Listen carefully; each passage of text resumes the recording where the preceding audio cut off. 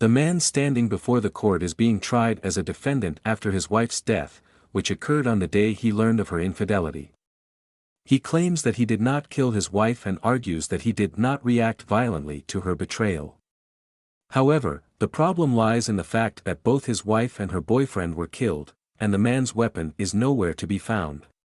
If ruthless, his defense was considered inadequate, and since he was the sole known suspect, the judge found him guilty and sent him to prison.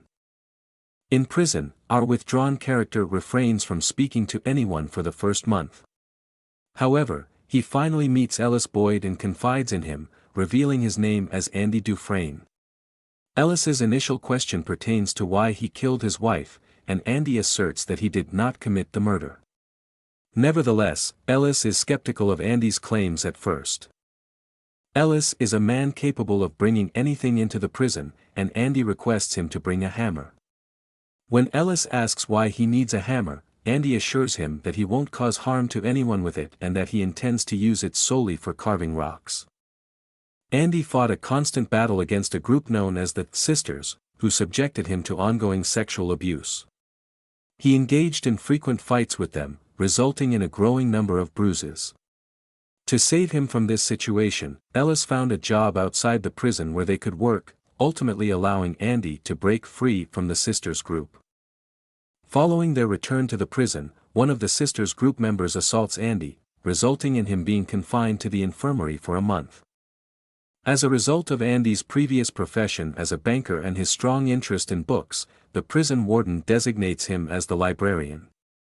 Because of his proximity to the megaphone room near the library, Andy played Italian music through the speakers, entertaining the entire prison.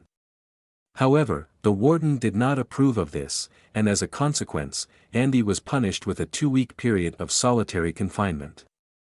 Andy diligently wrote letters to the government every week for 10 years, advocating for the expansion of the library and the provision of more books.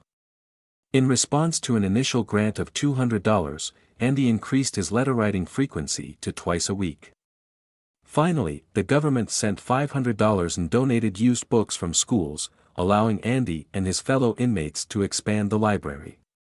As a result, the library gained significant popularity among the prisoners. The prison warden gave interviews to newspapers, discussing the concept of inmates being engaged in specific tasks to reintegrate into society. The warden highlighted the dual benefits of their contribution to society and the opportunity for prisoners to earn some money. However, this initiative drew disapproval from wealthy businessmen, who resorted to bribing the prison warden to halt these endeavors. Andy, being a former banker, was responsible for laundering the illicit funds. A new inmate named Tommy arrived at the prison. He had been convicted of theft as he was caught with a television during a burglary. Initially, Andy didn't have a strong liking for Tommy, but as time went on, he grew fond of him and decided to help him obtain a high school diploma. Andy taught Tommy how to read, write, and even multiplication tables. One day, Tommy mentioned that an inmate from his previous prison had told him a story. In the story, the inmate had been assigned a job with the objective of following a man leaving a bar and killing him at his home. However, upon arriving at the man's house, he discovered that there was a woman with him. The inmate ended up killing both of them. Tommy explained that the woman was married to a banker, and the crime was pinned on her husband, leading him to be imprisoned. After the incident, Andy went straight to the prison warden for help, but the warden told him that Tommy had lied to him and refused to help Andy. As a result of reminding the warden about his involvement in the money laundering scheme, Andy received a 1-month solitary confinement sentence. The prison warden summoned Tommy to the prison yard and asked him if the story he had told was true. Tommy confirmed that the story was true and said that if he appeared in court, he would swear on the Bible and tell the truth. After that, the warden had him killed. The prison warden told Andy that he needed to work for him and warned him that it wouldn't go well for him if he refused the offer. Andy, having no other choice, reluctantly accepted the offer. The following morning, during the roll call, the guards realized that Andy was not in his cell. They immediately informed the prison warden. After the warden arrived, they searched the cell and noticed that the space behind the poster on the wall was empty. Andy had secretly dug a 500-meter tunnel for 19 years without anyone, not even his closest friend, knowing, and he managed to escape from the prison. Prior to his escape, Andy had acquired information that would grant him full access to the prison warden's entire wealth and had assumed a false identity as his partner. After escaping, his first action was to visit banks and seize the prison warden's entire fortune. Subsequently, he mailed documents containing evidence of all the irregularities committed by the prison warden and the head guard to newspapers.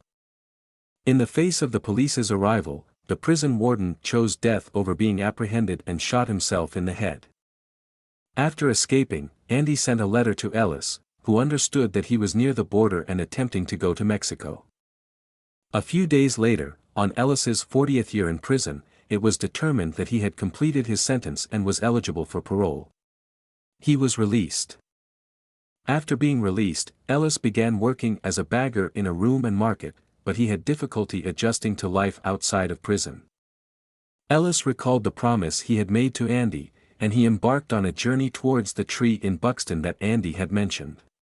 Upon reaching the destination, he lifted the black stone beneath the tree and discovered a letter and some money inside an envelope. The letter reminded him of the clue Andy had provided regarding his location and expressed that he was awaiting Ellis. Ellis made his way to the Mexico border on the first bus and found Andy working on repairing an old boat. They hugged each other tightly.